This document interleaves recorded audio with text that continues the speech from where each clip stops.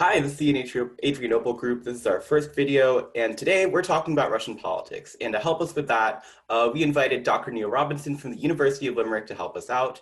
Dr. Neil Robinson is a professor of comparative politics at the University of Limerick, who specializes in Russian history and politics. So, would you like to talk a little bit more about yourself before we get started? Well, thanks very much for having me. Yes, so as you said, my name's Neil Robinson. I work at the University of Limerick, where I've been for nearly 20 years, I think. Before that, I worked in the UK at the University of Essex and the University of York. I have degrees in Russian and Soviet studies, as it was called back then, because I'm that old. I did my PhD on Soviet ideology and perestroika, and I finished that more or less as the Soviet Union collapsed. So I started to work on Russian politics, and that's pretty much what I've been doing ever since. Do you want some more? I've written a few books about Russian politics. I've edited a couple of books about Russian politics. Written some journal articles, just the usual stuff that academics do to advance their careers and to help human understanding. Okay, well, thanks. Thank you so much. So I guess that leads us into our first question. So in your paper, The Politics of Russia's Partial Democracy, you talk about the concept of super presidentialism. Can you explain to us a bit why it took root in Russia after the collapse of the Soviet Union and how that naturally sort of led to the authoritarian regime we have in Russia today? Yeah, that term super presidentialism was a term that was first used, I think, by Timothy Colton from Harvard. And yeah, I used it in that paper that you refer to, which was quite some time ago now. Well done for digging it out. But was a paper that reviewed the state of Russian politics in the early 2000s, I suppose. And super presidentialism is a term that's still used to describe the centrality of the office of president to the Russian political system and the overweening power of the Russian president in relation to other political institutions. So the parliament, regional government, all of those other institutions are really sort of revolve around the office of the president. So the president is the central political figure. There are lots of different explanations as to why you get super presidentialism. I mean, the most obvious is that the Constitution, which was adopted in 1993, was a presidential constitution. It was written after the disputes that had taken place in 1992, 1993 between Parliament and President. It was written in order to give power to the President. Yeltsin, of course, violently closed down the Russian Parliament in 1993 and celebrated his victory with this new constitution.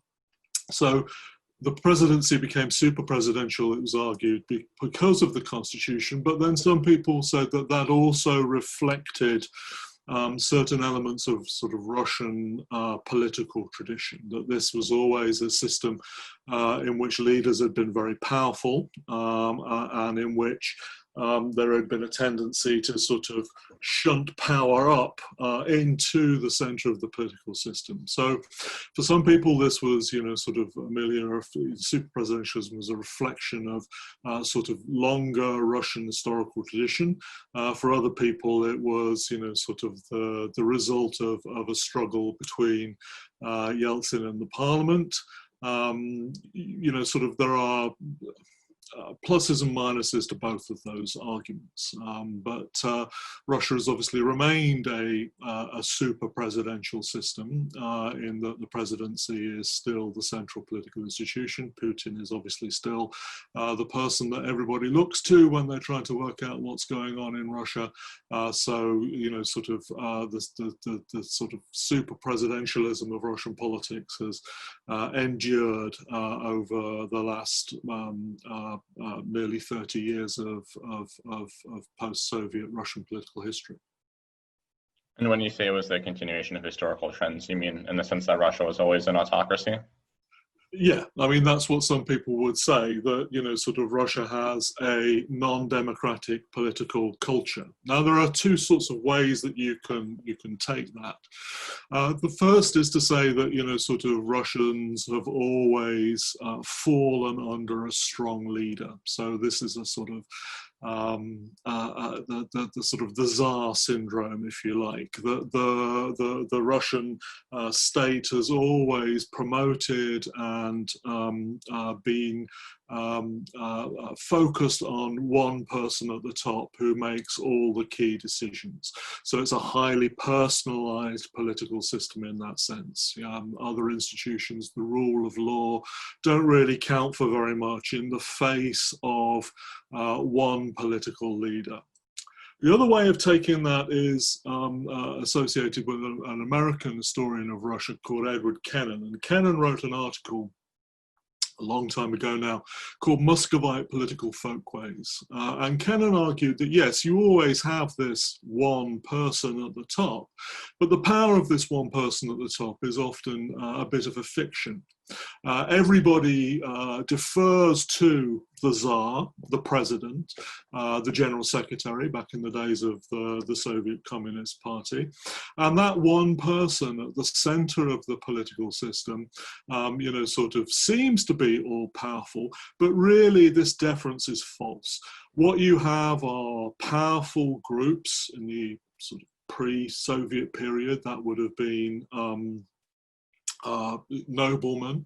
In the Soviet period, that would have been regional leaders. In the post-Soviet period, it would have been a combination of regional politicians, oligarchs, other sort of, you know, powerful politicians.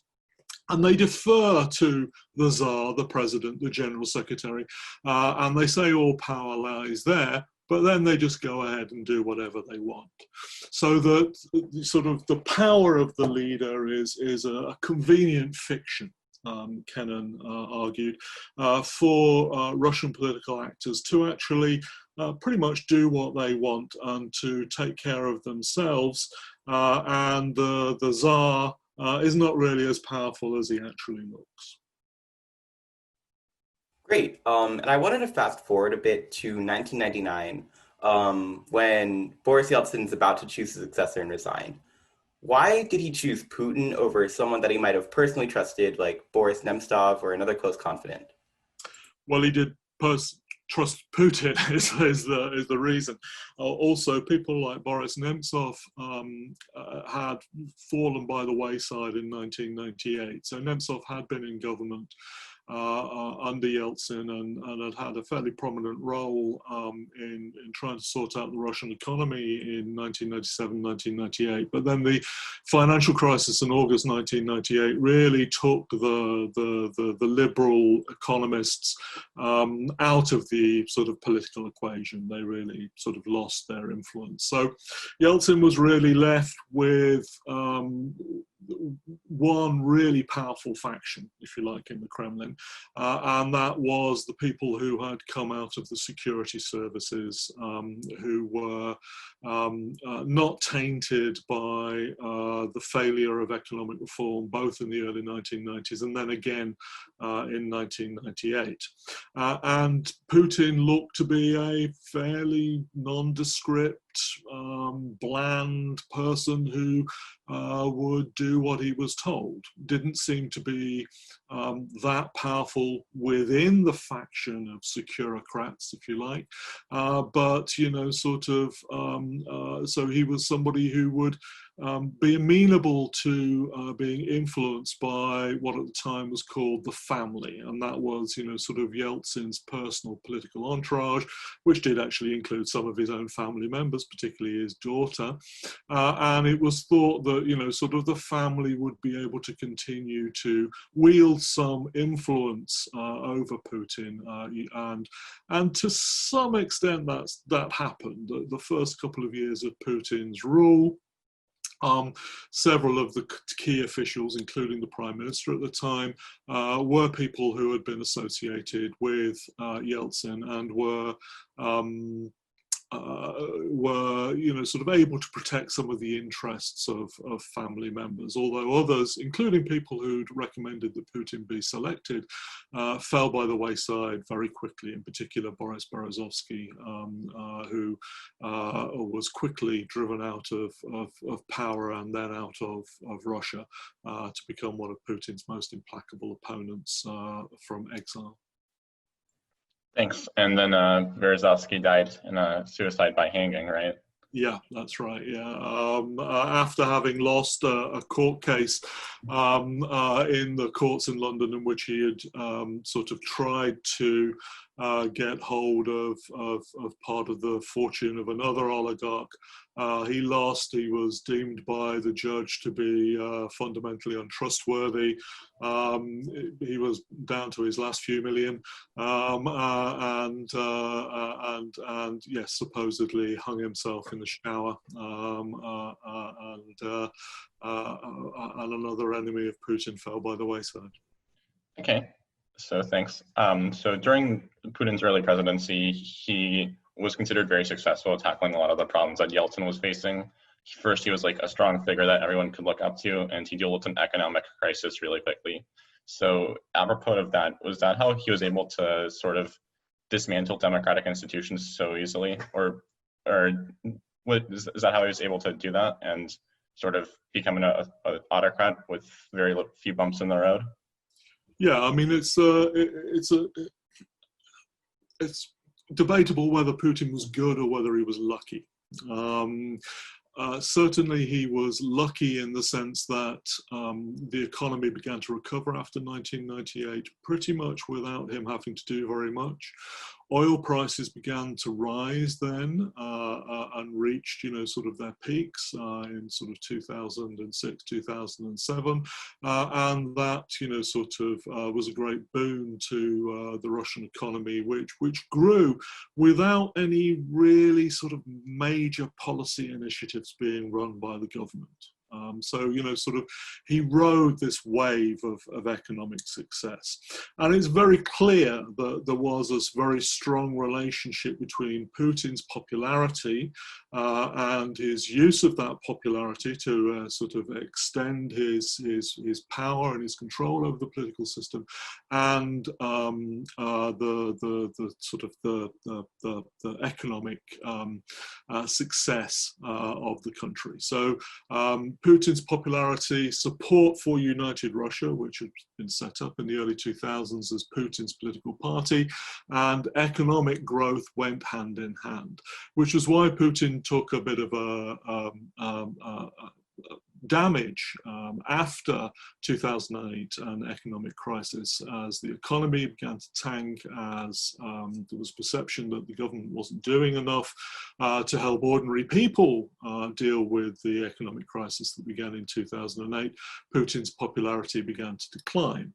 And although there have been sort of ups and downs in his popularity over the time period since then,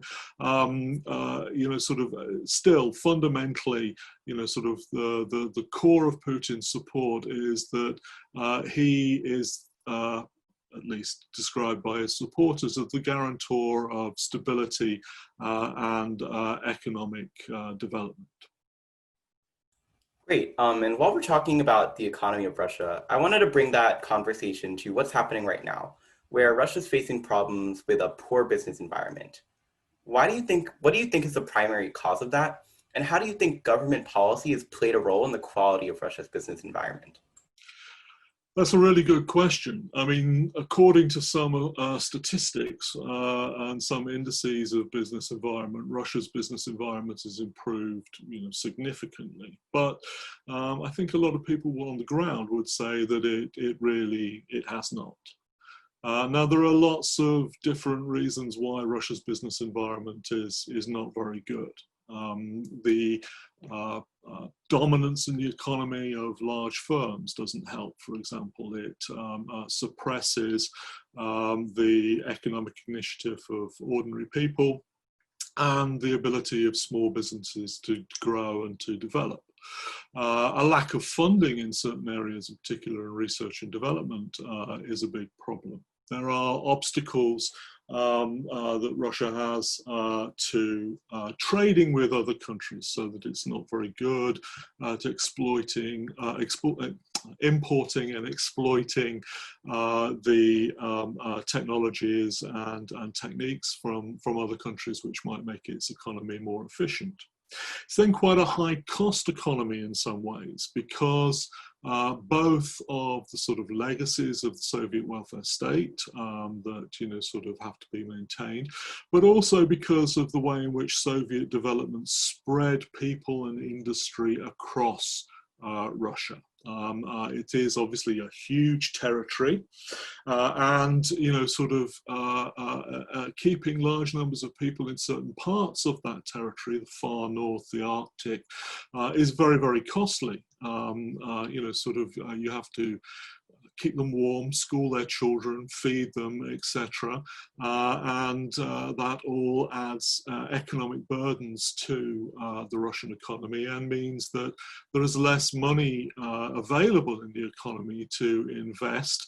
And even if some of that money were there, then that money would go to those large firms. It wouldn't necessarily go to new and dynamic sectors of the economy. So there are lots of reasons why Russia has struggled with economic modernization and with diversifying its economy away from dependency on raw materials, in particular the sales of oil and gas and a few other things, unfinished metal products, certain other minerals.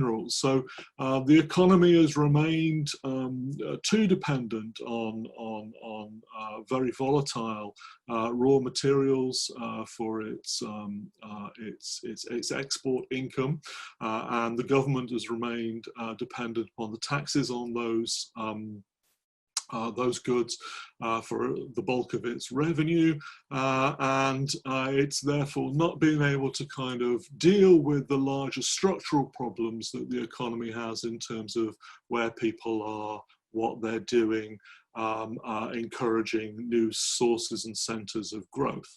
There have occasionally been efforts to sort of increase the dynamism of the Russian economy by putting money into priority areas, some of which are traditional areas like agriculture, but others in new areas like nanotechnology. There have been projects like the Skolkovo project, which was set up by Dmitry Medvedev when he was president between 2008 and 2012, which was supposed to be a sort of a kind of Silicon Valley sort of project just outside Moscow.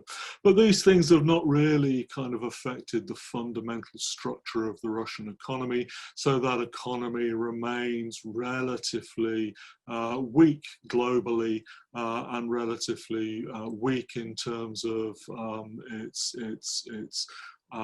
overall sort of sectoral development and its high dependency on energy sales. Okay, so going a bit off a semi non sequitur off of what you said, so pretty much the economy is not in a great shape, largely because of government action and inaction. And one of these extra actions, which we haven't mentioned yet, was the annexation of Crimea, which pretty much halved Russian GDP. Also, like the quality of the value of the ruble pretty much halved as well. So, but despite this, Putin became extraordinarily popular, and most people in Russia were probably like, they were euphoric that they took back Crimea. So why for like the average Russian citizen is Crimea so valuable?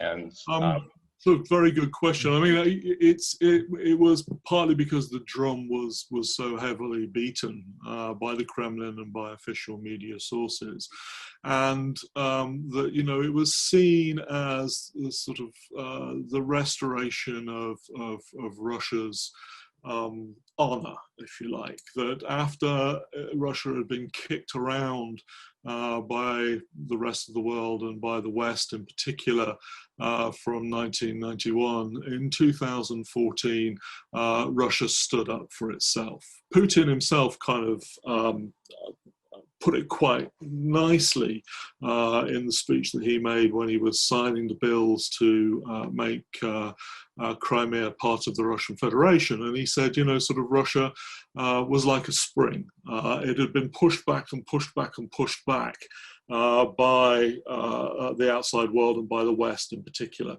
But, sort of, he said, you can't keep pushing a spring back. Eventually, the energy, the tension that's stored up in it will just fly apart. And that this was what had happened with the Crimea, with the annexation of Crimea in 2014. And people did feel a significant amount of pride in that. So Putin's popularity, which had been sort of dipped between sort of 2008 and 2014, went back up. His approval ratings hit about the 80-90% mark in 2015, but then they've come down again. So they're quite low. I mean, in their historic terms at the moment, I think it's about 58-59% in one of the last polls that I looked at from Levada, and more people were dissatisfied with Putin. So we've really seen a return to the kind of the status quo ante Crimea. So sort of he's pretty much back to where he was in popularity terms before the annexation of Crimea. So the sort of the economy has sort of struck back in terms of Putin's popularity. You only get a short-term bounce, if you like, so it seems, from rattling your saber and posing as a big man on the international stage. Yeah, and on the international stage, there's also been pushback against Russia. Like, for example, the Magnitsky Act. So our question to you is, how does the Magnitsky Act personally affect Putin and his regime, as well as regime and economic stability? That's a really difficult question to answer, partly with regard to Putin, because of course we don't know how wealthy he is. Sort of there are all sorts of rumors that sort of he's the wealthiest man in the world. That sort of his share of these things is such that sort of that the act will have an effect upon him. And sort of certain people are said to sort of act as his sort of financial brokers. So you may remember during the Panama Papers scandal a couple of years ago, sort of there was someone who was close to Putin who was found to be controlling sort of offshore accounts, a couple of billion US dollars, I think it was, and that was, well, is that really Putin's money? Sort of so it's being laundered. Who knows? I mean, sort of, some people have suffered, some oligarchs have suffered, but that doesn't necessarily work against Putin's interests, right? I mean, sort of, because if those people are not able to move their money abroad, if they're not able to themselves personally travel abroad, sort of, then they have to stay in Russia. Some of their money might have to stay in Russia. It won't be washed through sort of financial laundries in London, Switzerland, Cyprus, New York, and it won't disappear. So some of their money might stay in Russia, and also if they stay in Russia, then they're much more controllable. than they were before. So one of the things we've seen fairly regularly, if you like, since 2012, are sort of efforts to renationalize the Russian elite, to prevent certain people from having property holdings abroad, to prevent them from having bank accounts abroad, and to sort of bring them back under the Kremlin's control. You're less likely to defect from the Kremlin if you are going to lose absolutely everything. You can defect if your wife and kids are living in London and going to private schools, and you have a large property portfolio in London and the south of France. So it's not necessarily always going to weaken Putin. Things like the Magnitsky Act. It's designed to weaken elite support for him by limiting the options of the Russian elite to enrich themselves and to safeguard themselves. Its effect on the economy has probably been relatively small. Russia has never been particularly good at placing itself in international markets and raising money. There have been some, Russian companies which have floated on Western stock exchanges, but the bulk of investment that goes into Russia has historically been into the energy sector. It's not like other sectors were there and were reaching out for Western money and Western technology and being cut off. The West has always, the world, in fact, has always pretty much invested in a very limited number of enterprises and sectors in Russia, and has pretty much continued to do so where possible, and was cut out of some, or alternatively was cut out of some of those sectors well before the Magnitsky Act was launched. And the Magnitsky Act has not been taken up evenly across the world, of course. There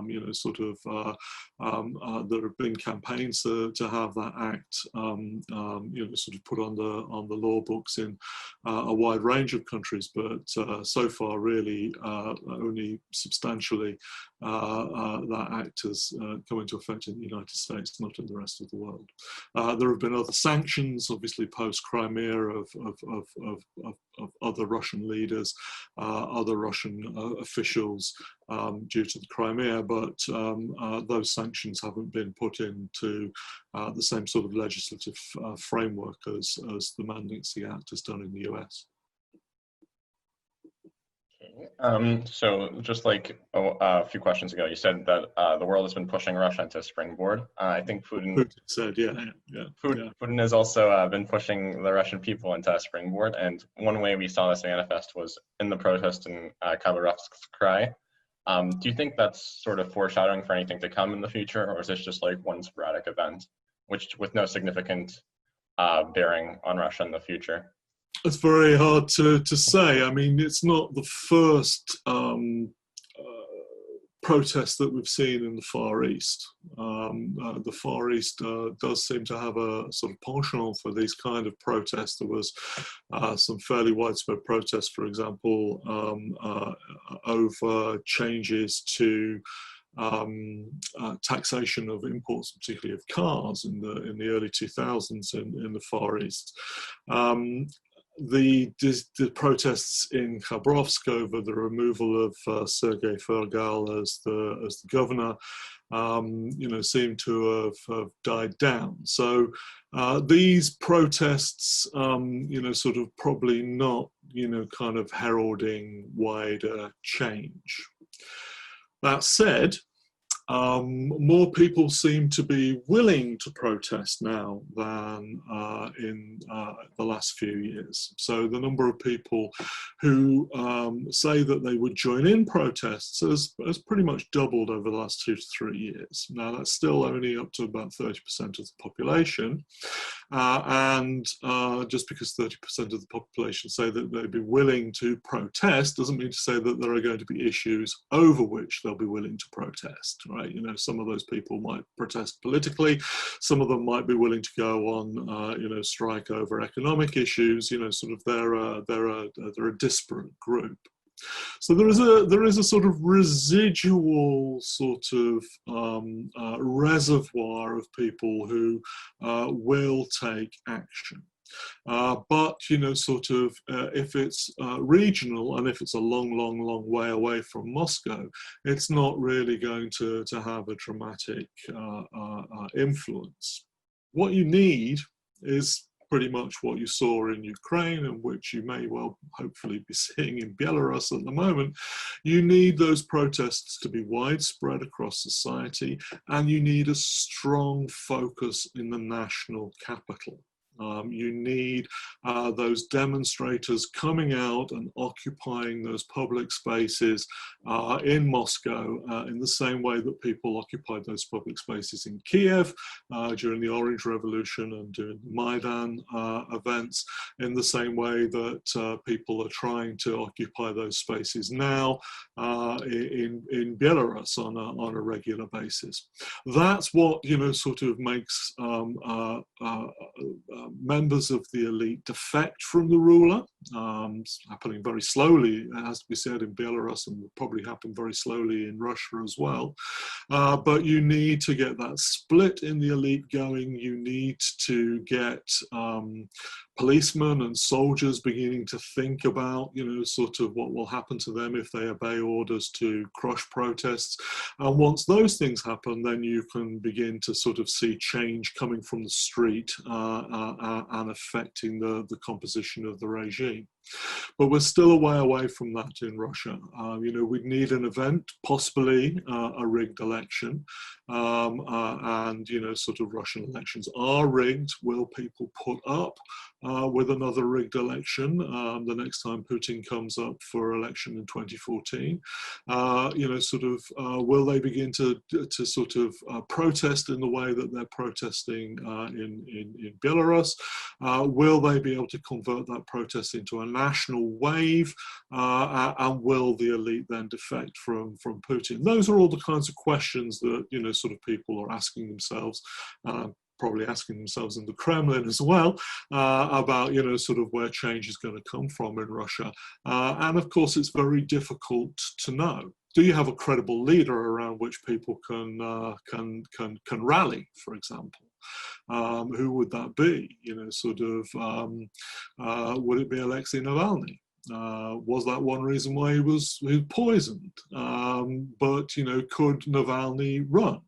You know, sort of legally, because he is convicted felon, he can't run. So, you know, sort of, who would you put up to play that figurehead role for the opposition around which people can mobilize? All of these things are very uncertain, and that's why, you know, sort of predicting sort of rapid change in Russia is not very easy. You know, sort of people do occasionally. You'll see an article somewhere, often from a very respectable sort of scholar of Russia, saying, you know, sort of everything's going to change in 2018, 2019, 2020. And then, of course, it doesn't, because, you know, sort of overcoming these obstacles to force change are really, really hard things to do. Yeah, and looking at a broader sense a little bit, in the future, what broader factors do you think will have the greatest influence on the likelihood and time frame of a potential democratization of Russia, or even like potential regime change in the future? I think that, you know, sort of Russia has always struggled to, you know, sort of maintain levels of economic growth and to provide its people with life satisfaction, essentially, because the state is so inept, corrupt, and inefficient. And I think that that is where change will come from. That those are the things which will eventually lead people to the sort of the point that they're at in Belarus at the moment. So the push is likely to come from below. The key question then is, will the elite defect, and how will they defect? And will they defect in such a way from Putin or from some putative successor of Putin in the future. He's not getting any younger. You know, sort of there's one thing that we can all predict, and that sooner or later the Grim Reaper will come for us, and he's no exception to that. So, you know, sort of at some point, you know, sort of will he or a successor be sacrificed by the elite, and what will the nature of that sacrifice be? Will it be that people decide to co-opt popular dissatisfaction and to do so in a way that leads to democracy, or will they try to settle things by sort of stamping down and putting in place a new authoritarian system and saying, you know, things are too chaotic, we need change, change must, you know, sort of to be forced through now in order to make up for the wasted opportunity of the lost years of Putin. And though, you know, the decision which way to go, the democracy or the sort of new authoritarianism route, is going to depend very much on how many people are out, how dangerous protest looks, and what the triggering issues are. You know, are those triggering issues the economic issues that we've talked about, or are they something else? And of course, you know, there's no crystal ball in my office, so I can't say what those triggering issues are going to be. So predicting that, you know, sort of change will actually have to be democratic is impossible. You know, obviously one would like change when it comes to Russia to be in a more democratic direction. There are some people who have a lot of hope that it will be in a democratic direction. They hope that there are sort of, you know, basic democratic standards written into the current Russian constitution, for example, that are tools that people can use in the future to make more democratic claims. But, you know, sort of those tools are weak. They're easily, as both Yeltsin and Putin have shown, they're easily put to the service of authoritarianism as much as democracy. So there's no guarantees at all that change will come, and that when it does come, that it will be in the right direction towards, you know, sort of greater protection of people's rights, greater public participation in decision making, and all the things that, you know, sort of we generally hold dear if we're committed to democracy. Okay. Thank you so much. I think that was our final question because of time constraints, but I can't speak on Matthew's behalf, but I think we were both genuinely really interested in the responses you gave. I actually personally also learned a lot. With that being said, Mappa, do you have any final comments? Yeah. Oh, yep. Go ahead. Sorry. Go on. Sorry. No, this is an issue that I don't know a ton personally about, so this was very educational for me. I think it's different from reading a lot different from reading like a paper as opposed to being able to ask questions. And I think this was very educational and interesting for me. Good. Thank you very much. They were really good questions. They raised a lot of issues. I hope my answers were intelligible and relatively concise, and I didn't rabbit on too much. Thanks a lot.